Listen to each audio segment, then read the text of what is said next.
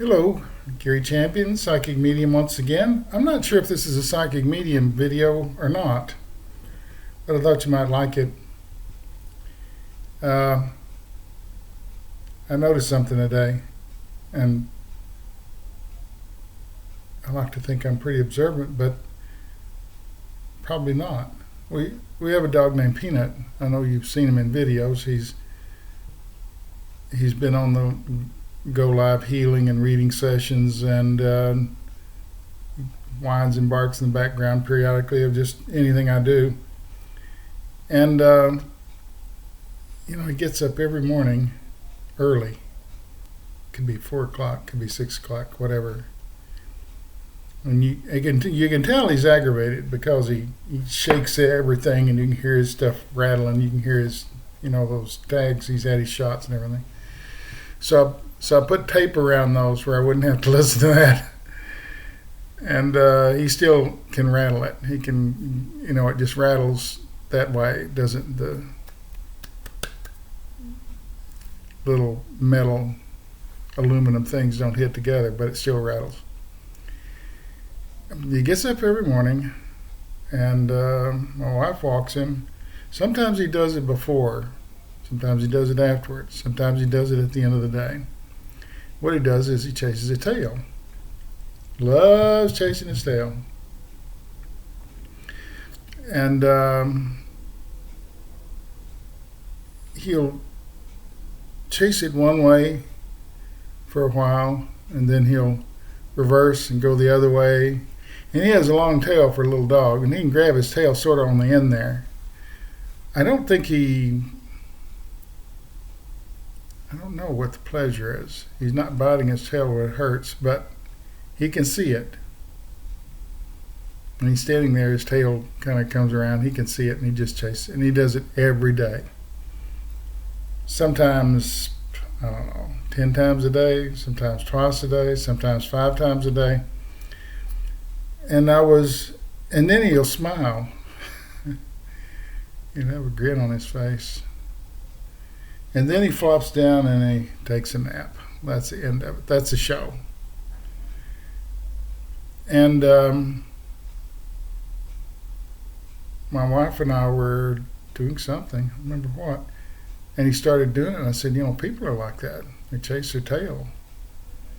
Always repeating the same thing over and over and over again, chasing their tails.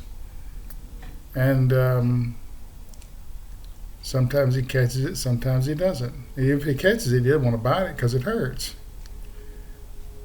So, why? Why would a dog chase his tail really knowing he can catch it? It's not like it's a short tail, it's a long tail. Why do we chase our own tails over and over and over again?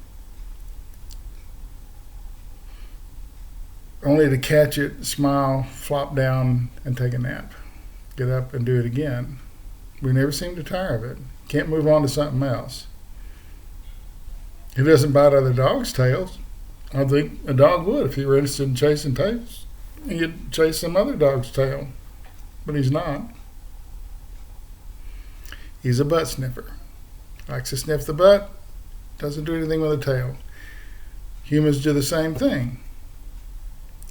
We don't chase other people's tails. We only chase our own. I don't know about the butt sniffing part. I haven't actually observed that. But it's a circle, right? You're just going round and round and round. I guess he eventually gets dizzy, and then sometimes he turns around and go the other way.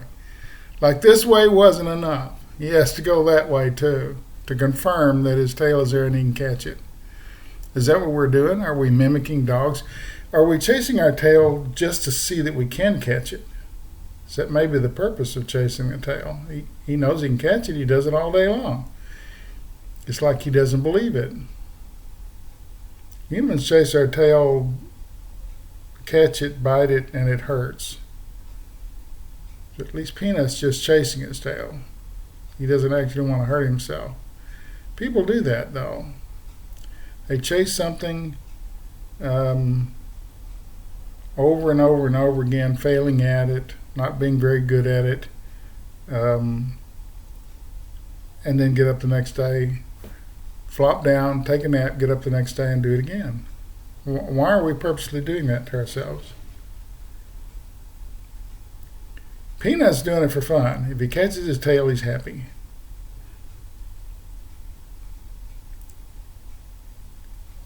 We're almost punishing ourselves when we chase our tail, when we pursue something that's really not worth chasing. It's a tail. Okay, you can catch it. What's the point? Move on to something else. I've told this story several times, but when I was a child, we had a post office in a little southern town that I lived in, and it was during that era of spitting. People would spit tobacco all day long. I guess it was in the 60s. It was, those bars of stuff that they would take a chaw on it and spit on it and chew on it all day and then spit it in little cans they carried around. And back then, actually, the post office had a spittoon. All early saloons had them. Keep people from spitting on the floor, they put a spittoon there with a big brass neck on it where you couldn't really miss it.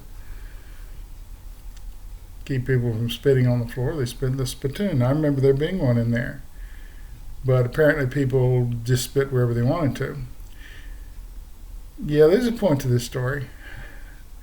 And I went in there once and there was a sign on the ceiling. You had to look up and find it. It says, try spitting on the ceiling. Anybody can spit on the floor. And it's always stuck with me. Like, why we chase our tail, we catch it, it's easy, it's repetitive, it's dull, it doesn't lead anywhere, often hurts us. We'll chase the same woman, we'll chase the same job, we'll chase the same career path, the same over and over. It's like the guy that spits on the floor.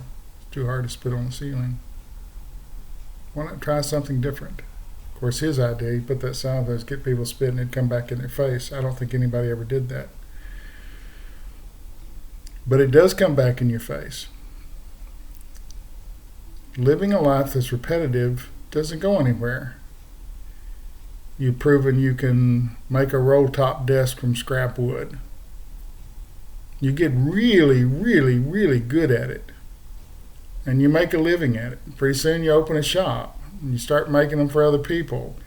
Pretty soon you've got a storefront and you start selling them. Now you really are chasing your tail. You've proven you can do it.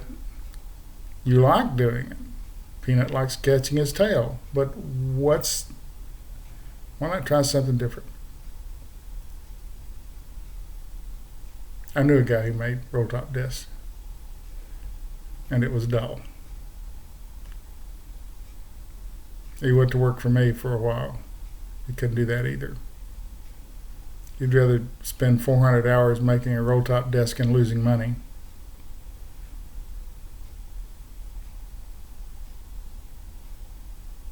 Wife left him. For reasons I will not disclose, although I do know them.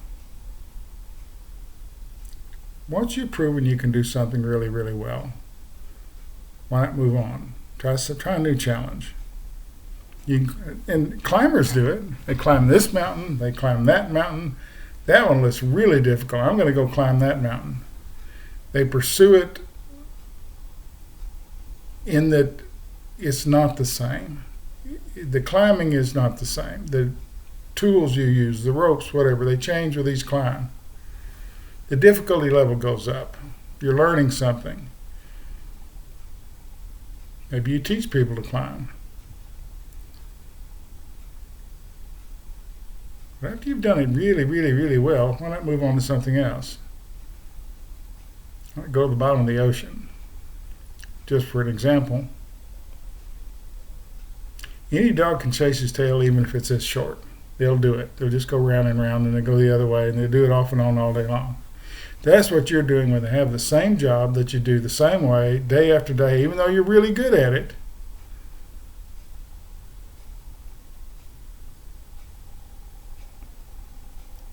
We're stifling our own abilities, our own reaching out. There was a great phrase someone said, Our reach should exceed our grasp. I'm sure it's a poet because I think it came from high school, my high school English / poetry / director of all plays in the building woman.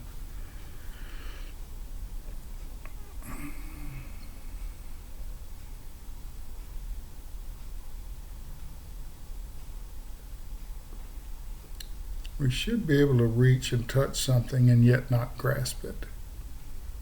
Should be able to reach out there and maybe touch it, maybe get a little bit of a grip on it, but it takes time to learn. Our reach should exceed our grasp. We reach for it, we can't quite get a handle on it. Because when you stop changing and developing, and you become a very dull person, even to yourself. Why am I doing this? How many people have asked that question? Why am I still doing this? I've done it 20 years. I'm good at it. Why not do something else? Guy could have stayed in woodworking. He could have made chairs. He could have made other desks. He could have done interior woodworking. He could have carved wood. He was good at all that.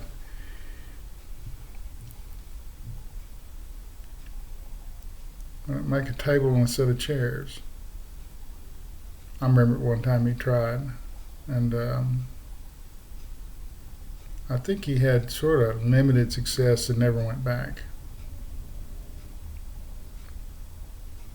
Because his grasp was really what he wanted. He wanted to grasp something. If he couldn't grasp it really quick, he dropped it. But whoever the poet that said that was right. Our reach should exceed our grasp. I'm always reaching out to do something new, even though I don't quite grasp what it is. Website code. I'm always reaching out, trying to figure a way to make something that somebody else developed work for me in my limited way. I make new rings. I'm always looking. I think I have 9 different rings now that I've made, and I started with one. And I just developed another one, another one, another one. Really, it's just 2 weeks ago I came up with a little triangle-shaped ring, puts, gemstones in them, different gemstones. I'm always looking for new gemstones. I'm always looking for different ways of doing things. My reach should exceed my grasp. Otherwise, why am I doing? What's the point? You buy my rings. They're pretty well made, but the object isn't money. The object is to expand my knowledge of something to know something I don't know. Because life is dull if you're just chasing your tail. I gave readings for a long period of time. I did gallery readings. I did psychometry. You've seen some of the videos in the Curiosity Shop and at the cemetery. Those, if you haven't, I think one's at the Curiosity Shop, one's at the cemetery or something. Cemetery not too far from here. Lately I've begun trance healing. There's no end to learning if you just have the door open. It doesn't have to be wide open. In my case, it is. Whatever I see that I feel I can do, I'm going to chase it. I'm going to do it. Once I achieve it, then I'm going to continue to do it, but I'm just going to keep adding something to it. So trance healing's a new thing. New ring 2 weeks ago. One a couple of weeks before that. A little diamond shaped.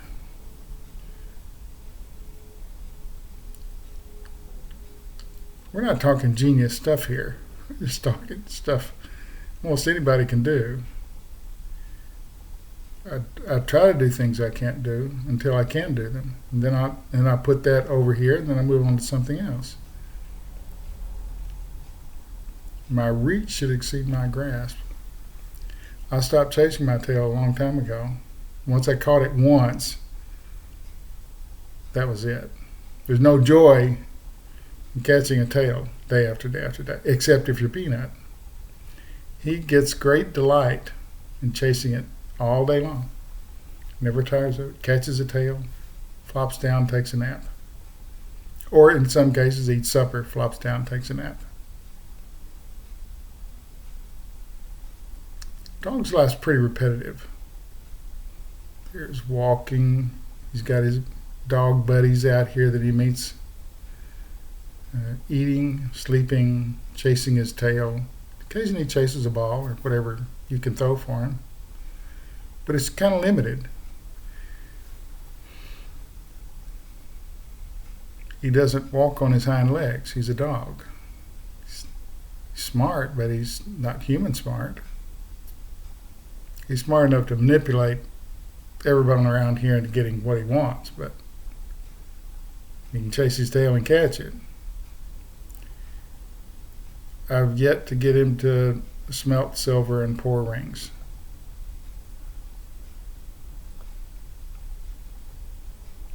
And when he gets smart enough to do that, then I'll have to move on to something else because he'll probably be better at it than I am.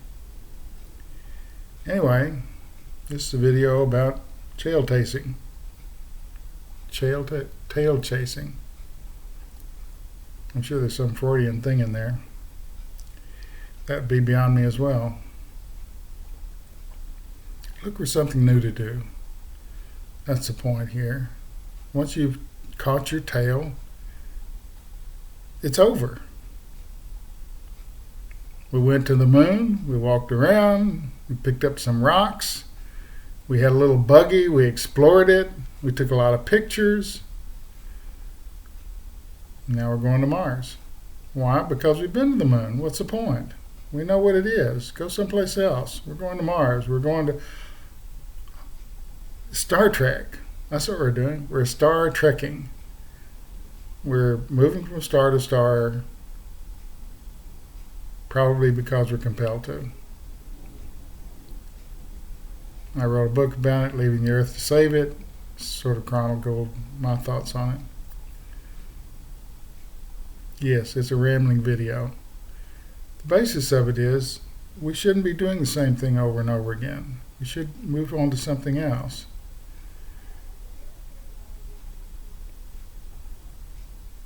You become stagnant, you cease to exist. Oh, that's Bill. He's down there every afternoon at 4 o'clock. He gets him a Sunday, banana split. He goes over to the library and gets a book. And then at 7 o'clock he eats supper or dinner or whatever you want to call it. By 10 o'clock he's in bed. He watches the news. Part of a continuing odyssey on Wi-Fi. Goes to bed. How long can you do that? Some people can do it their entire lives. Aren't you curious?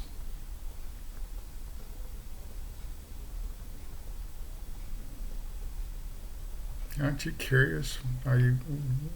There's no end to learning. And when we pass, our spirits cross to the other side. It's not the ending of anything. People have some crazy idea they're going to sit on a cloud and play a harp like in the cartoons. No, it's more of this. It's more learning. It's more, you chase your tail a little bit, you catch it over there once, and you move on to something else. Life is an ever-learning experience if you do it right. If you chase your tail every day, you're done.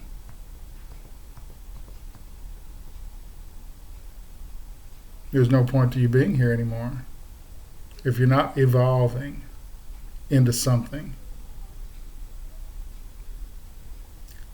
Sort of a psychic medium thought, because I've been hearing stuff as we've been going along. Everything I do is guided from the other side. I came up with the dog tasting thing, and then they've just sort of filled me in and given me things as I go along.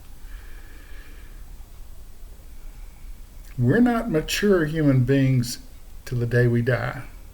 And you can die early or middle or late, whatever it is, then you move on. Life is evolutionary. Your body's passed. Can only live so long. You evolve. You evolve into a spirit. From that spirit, you evolve into something else. It's not going to, that part's not going to change. Do something different. Life is interesting if you hang around long enough and if you don't chase your tail. Oh, I'm thinking about doing a new video. I thought I'd warn you in advance. There's an antique furniture store here close, so I thought I'd go sit in some chairs and couches and tell you a story about each chair, who owned it, and something about them, and why it's important that you know that. It's a helping video, but there's a reason behind it. I'm just not sitting in chairs telling you stuff. There's a point to it. And I've just told my wife about it maybe 15 minutes ago, 20 minutes ago. So join me for that one. I don't know what the title is. Another psychometry video, I'm sure. No fear, no regret, no anger. Oh, and thank you, healers, for being on the Go Live Healing Night. That was really good. You guys are really talented. I don't know how many healers we had. Had to be over 100, maybe more. Could have been 1,000, I wouldn't know. But I was burning up. I mean, the energy was coming past me and through me and out of me. And my wife said it was hot. No fear, no regret, no anger. Thanks for watching.